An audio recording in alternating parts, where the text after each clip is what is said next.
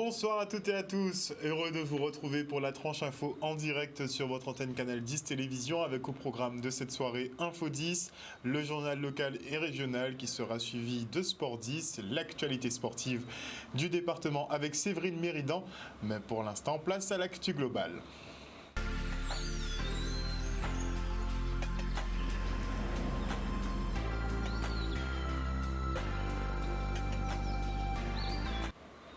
Nous sommes le vendredi 15 octobre 2021, journée mondiale du lavage des mains. C'est 40 secondes à peu près et de préférence avec de l'eau et du savon. Mais pour l'instant, on part pour les titres.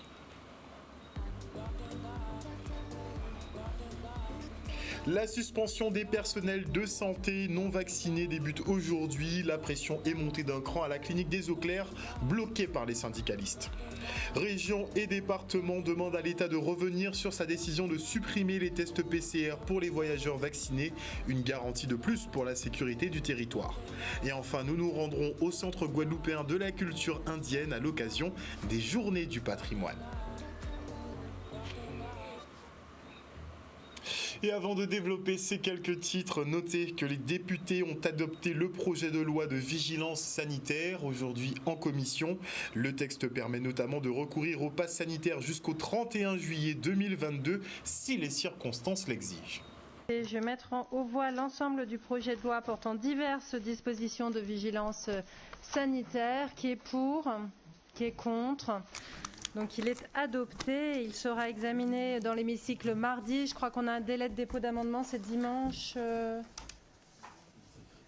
Délai de dépôt d'amendement, je crois que c'est... Bon, dimanche 17h. Dimanche à 17h. Dimanche à 17h pour la séance publique. Passe sanitaire qui ne pourra être mise en place que dans les zones avec des taux d'incidence de 50 et plus. Une mesure de l'amendement sur la territorialisation du pass qui a été adoptée contre l'avis du rapporteur Jean-Pierre Pont.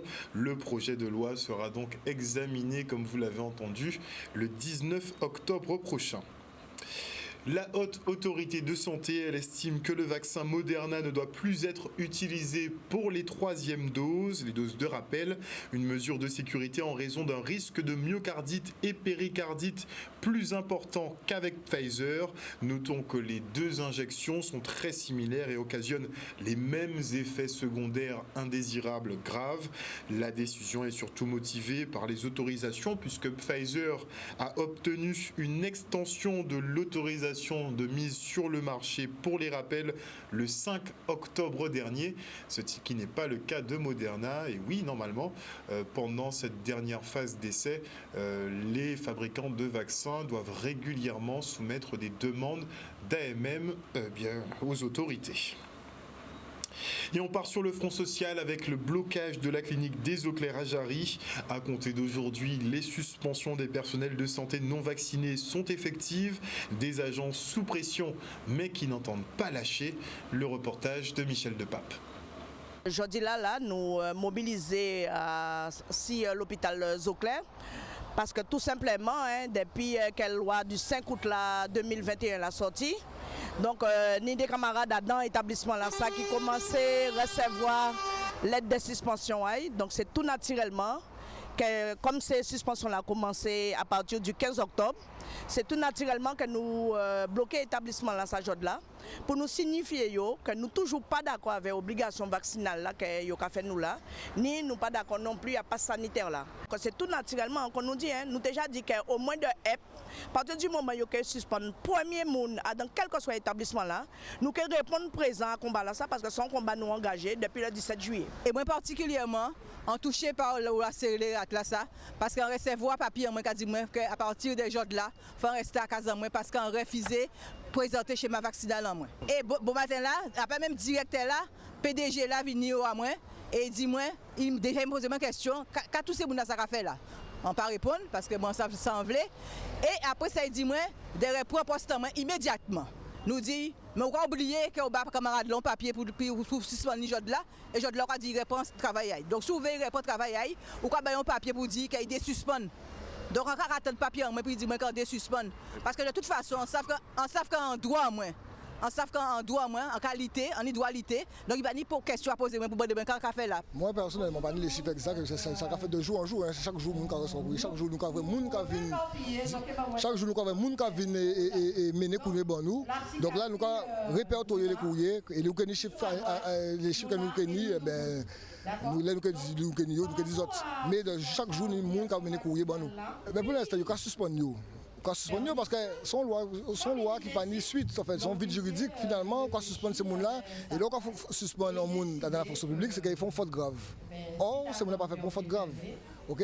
Donc, imposer un vaccin, d'autant plus que c'est un vaccin qui a les 5 cliniques toujours. Donc, qui dit les 5 cliniques toujours? Ça veut dire qu'il y a attendre qui conséquences ça qu'il à la fin de cette clinique-là pour voir qu'il y a fait par rapport à vaccin là ça. Okay, donc son vaccin expérimental, il dit ça, mais son vaccin expérimental. Quand il fait pour le vaccin, quand il fait pour le médicament SIDA, au début, il fait pour le médicament pour le SIDA, mais on l'a au monde mort avant. Et il semblerait qu'un jeune homme de 15 ans qui était au lycée Charles Coueffin à Bémao aurait été retrouvé décédé dans son lit par sa mère. Visiblement sur les réseaux, il y a un message qui circule qui dirait qu'il a effectivement reçu 2 doses de vaccin et que ce serait éventuellement un lien avec la cause de son décès. On a été aussi cité à Canal 10 Télévision. On dit effectivement qu'on aurait refusé un témoignage. Alors je peux vous garantir que non, pas du tout. Au contraire, si cette personne, cette dame et cette famille souhaitent s'exprimer, eh bien, je reste tout à fait ouvert à les recevoir dans les plus brefs délais, à partir de la semaine prochaine ou même dans le week-end, s'ils veulent que je passe. Il n'y a aucun problème là-dessus. Et les 2 collectivités majeures demandent le maintien des tests PCR pour les voyageurs vaccinés, une garantie supplémentaire pour la sécurité des Guadeloupéens, selon Jean-Philippe Courtois, que l'on écoute maintenant. De concert avec le président du conseil régional, donc nous sommes accordés pour pouvoir interpeller donc le ministère de la Santé pour solliciter donc le maintien donc des tests PCR pour toutes les personnes qui vont entrer sur notre territoire. Car nous sommes conscients qu'il nous faut mettre à l'abri notre population. Malheureusement, les taux de vaccination sont encore trop faibles pour que nous puissions envisager donc des passages, on va dire à la frontière aussi simples. Et donc c'est pour cela que nous sollicitons donc le retour de ce test PCR pour nous assurer que l'ensemble des personnes qui rentrent sur notre territoire ne soient pas porteuses donc, du virus. Nous invitons donc l'ensemble de la population, que ce soit ceux qui sont pour ou contre la vaccination, à retrouver leur calme vis-à-vis de ce débat qui est quelque peu trop animé, puisque nous sommes conscients qu'il faut aujourd'hui effectivement créer des conditions pour que la population n'aille pas en réanimation ou que pire ne connaisse donc toutes ces morts tragiques que nous avons connues. Donc il est indispensable que nous puissions mettre sur la table l'ensemble des solutions pouvant permettre de nous protéger. La vaccination en est une, les gestes barrières en sont aussi. Donc à chacun de se faire son idée, d'aller au contact des professionnels de santé, discuter avec son médecin, avec son infirmière pour pouvoir se faire sa propre idée vis-à-vis de sa santé, vis-à-vis de ses comorbidités. Car nous devons aussi rompre avec ce circuit qui voudrait que l'information ne vienne que par les réseaux sociaux. Or nous savons qu'il y a bon nombre d'informations qui ne sont pas cohérentes, qui sont fausses, qui nous arrivent par ces réseaux. Donc nous invitons la population à aller au-devant de la bonne information. Il y a eu récemment aussi une étude sur 22 millions de Français qui a démontré que la vaccination permettait donc d'éviter les formes graves, donc d'éviter d'aller en réanimation ou pire, d'éviter donc ces nombreux décès. Donc c'est dire qu'il y a effectivement ce débat qui peut être celui de la table, mais il y a aussi ces chiffres qui sont aujourd'hui donnés par la science. Cette même science qu'on appelle quand on a besoin de pouvoir poser des élites, aller au contact donc, de ces grands médecins que nous avons sur notre territoire et qui pourront expliquer pourquoi ils ont fait le choix de la vaccination et pourquoi nous devons aller aussi dans ce sens pour faire en sorte que nous ne contractions donc cette maladie, mais sous des formes graves, mais aussi pouvoir mettre à l'abri nos proches. Jean-Philippe Courtois, qui pour l'heure est président du Conseil général par intérim, une mission qui pourrait se prolonger puisque suite à des irrégularités lors des départementales, 3 élections ont été annulées, dont celle du canton numéro 5. Et parmi les candidats en lice sur cette zone, nous avons le binôme Delver-Mann qui tient à préciser qu'il n'est pas là pour se remplir les poches. Le reportage de Charlie Dagonia. Nous sommes dans une optique sereine. C'est vrai que nous sommes reboostés, nous avons toute cette motivation, encore plus cette ardeur de faire les choses pleinement. Puisque comme vous le savez, effectivement, l'élection a été annulée à cause d'irrégularités et c'est de nature à entacher encore plus l'image de la politique. Et nous disons que c'est regrettable, ce n'est pas digne de responsables politiques de haut lieu. Et c'est pour ça que nous disons qu'il faut changer la donne, il faut changer les pratiques, il faut changer les comportements et changer de méthode. Et c'est pour ça que nous sommes engagés en politique en tant que jeunes. Nous sommes issus de la société civile, nous ne vivons pas de la politique, nous avons nos fonctions, nos responsabilités, nos métiers respectifs, mais si nous faisons de la politique, c'est par amour. Et notre détermination est rude, et elle n'est pas à l'épreuve. Notre détermination est sincère et nous allons nous engager. Nous sommes engagés jusqu'au bout, nous irons jusqu'au bout pour permettre que la population du canton 5, singulièrement Bémao et Petit-Bourg, soit le mieux représentée possible. Et nous engageons à être véritablement, cela n'a jamais été fait, singulièrement dans ce canton-là, mais à être véritablement des élus de proximité. Nous restons sur nos mêmes objectifs.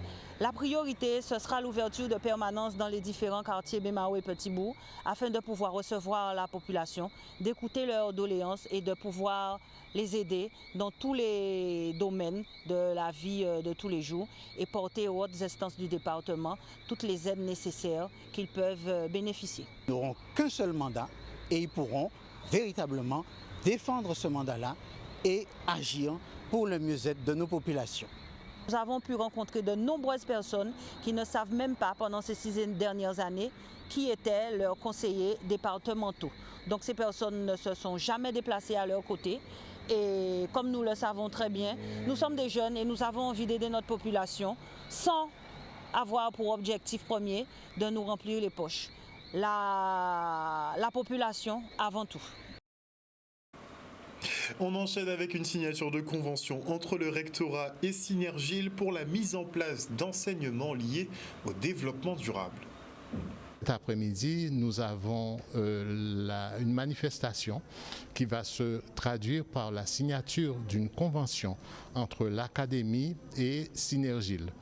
Et le but de cette convention, c'est de consacrer une voie que doit prendre l'enseignement professionnel, qui est celle de se diriger dans les pratiques enseignantes vers les contenus liés au développement durable. C'est important de signer cet accord avec le rectorat dans le cadre de ce concours, car nous sommes un pôle d'innovation et donc notre rôle, c'est de promouvoir l'innovation sous toutes ses formes entre nos membres, nos acteurs, mais aussi via la jeunesse guadeloupéenne.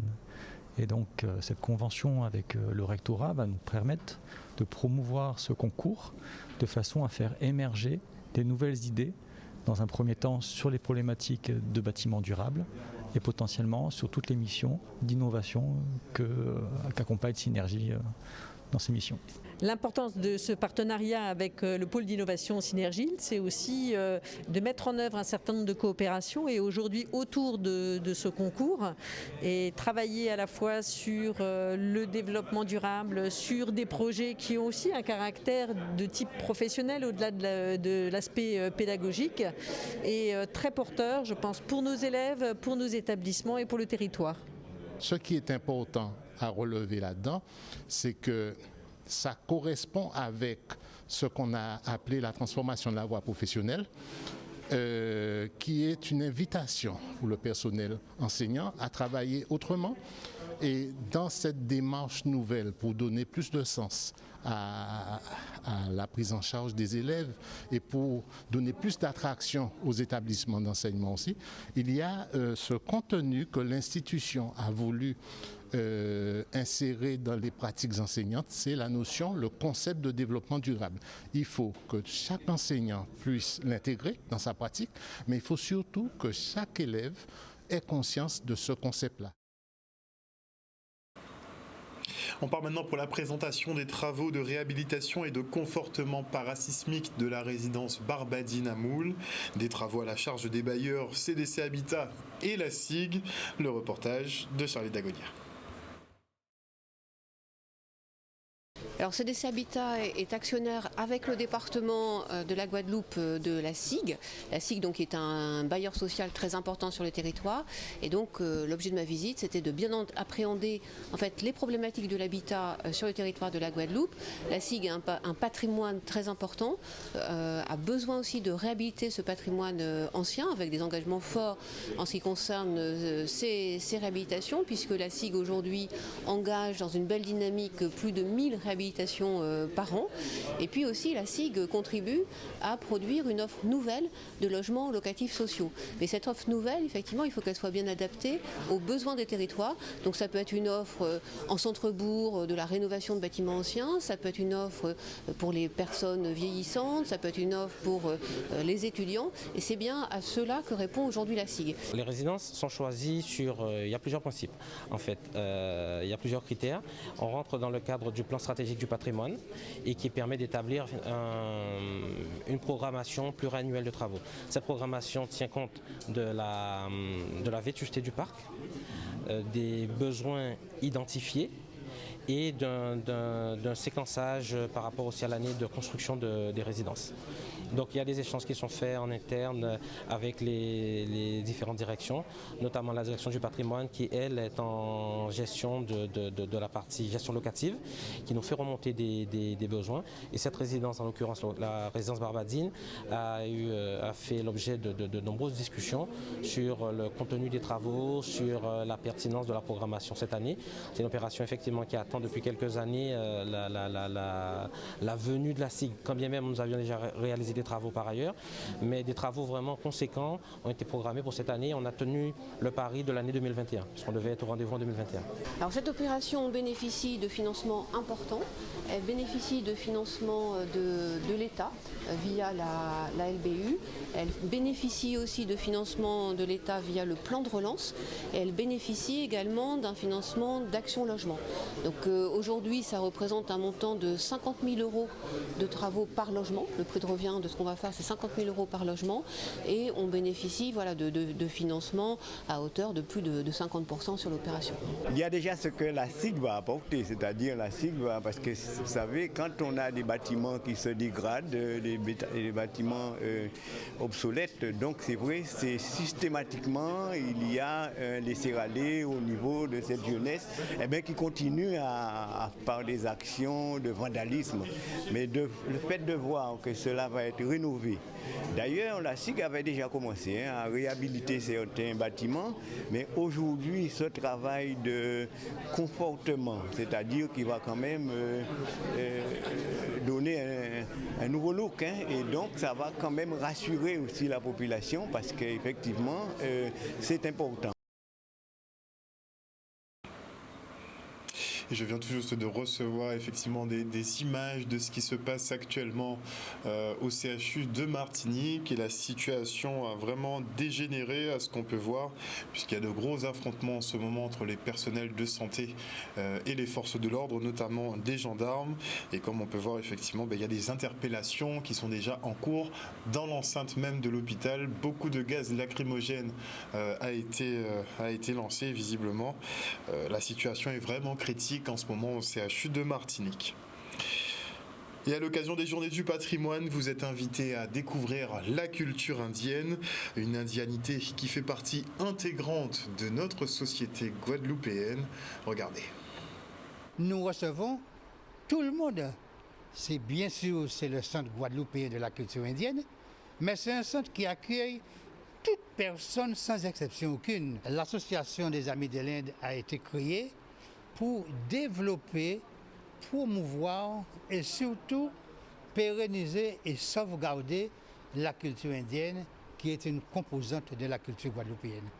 Au jour où nous sommes, lors de nos manifestations, nous accueillons toutes les personnes physiques, morales qui sont dans le pays et ailleurs.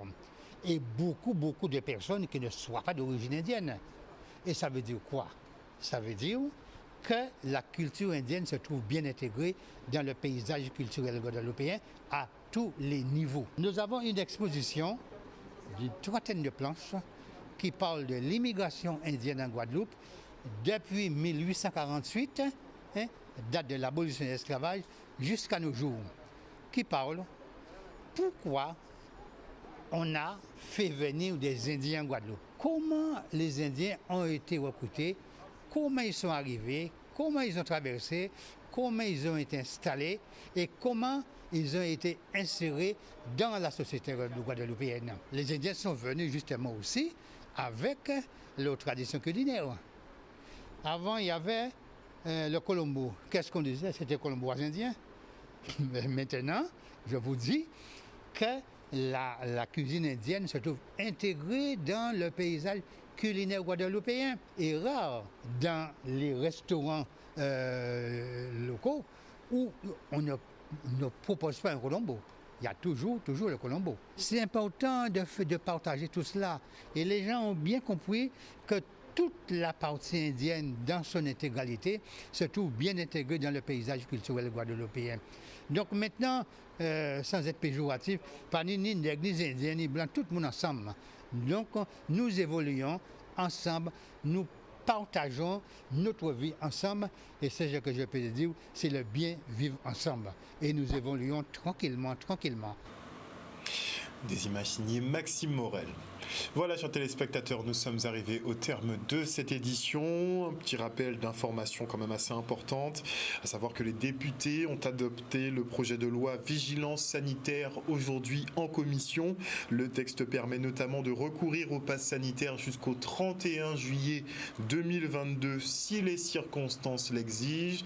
Le Premier ministre et le ministre de la Santé, Olivier Véran, ont bien précisé effectivement que le pass justement allait enjamber, comme on dit, la présidentielle, mais qu'il ne serait pas requis pour le vote. Ça, c'est ce qu'ils disent dans leur bouche à manger pour le moment.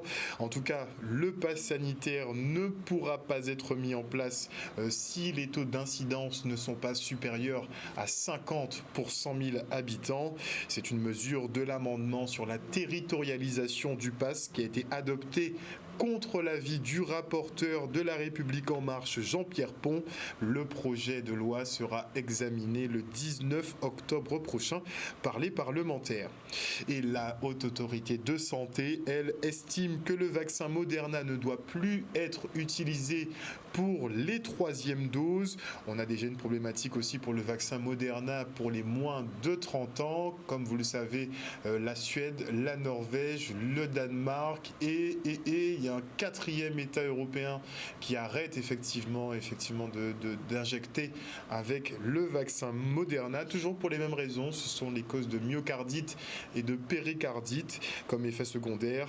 Une mesure de sécurité en tout cas pour ce retrait du Moderna pour la troisième dose, pour éviter effectivement ces myocardites et ces péricardites qui seraient plus importantes qu'avec le vaccin Pfizer. Il faut noter quand même que les deux injections sont très similaires. On est sur des vaccins à ARN messager. Ils occasionnent les mêmes effets secondaires indésirables graves, c'est-à-dire qu'on retrouve aussi des myocardites et des péricardites chez le vaccin Pfizer. En tout cas, la décision a été motivée par les autorisations puisque celle de Pfizer a été renouvelée le 5 octobre dernier. Ils étaient quand même un petit peu hors délai, Pfizer, pour le renouvellement de leur AMM, mais ils l'ont quand même fait. Et donc, ça les avantage par rapport à Moderna qui visiblement sera relégué au second rang, un peu comme l'AstraZeneca en début de campagne de vaccination. Voilà, chers téléspectateurs, le journal est terminé. Merci pour votre fidélité. N'oubliez pas que sur Canal 10 Télévision, vous faites l'information que nous diffusons. Le journal local revient lundi à 18h30 et je réitère l'appel lancé à cette famille qui prétend effectivement avoir fait appel à nous pour parler d'un cas de décès d'un adolescent de 15 ans qui était scolarisé au lycée Charles Coueffin. Il serait mort entre guillemets des suites du vaccin, en tout cas c'est ce qui circule sur les réseaux sociaux. Nous sommes tout à fait disposés à recevoir la famille ou les proches de cette victime. Bonsoir à tous et de gros bisous, un bon week-end, prenez soin de vous et prenez soin de vos proches. Ciao.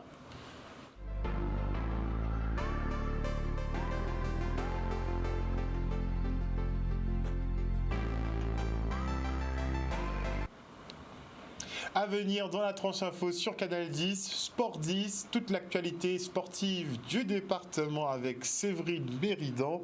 Et avant la coupure pub, je dis bonsoir à Odile Zingilet, bonsoir à Jeanne Sacco, bonsoir à Maggie Delaney, bisous Maggie, bonsoir à Claudie Giraud-Girard, bonsoir à Teddy Bamberg, bonsoir à Clairette Mimi, bonsoir à Mahat Trinity, bonsoir à Marius Labissi, à Foxy Sam Doug GDM, bonsoir à Rulé Bronto Style Steve, bonsoir également à tous ceux qui nous suivent sur l'antenne de Canal 10 Télévision et sur les réseaux sociaux. Je vous fais des bisous, on se retrouve lundi.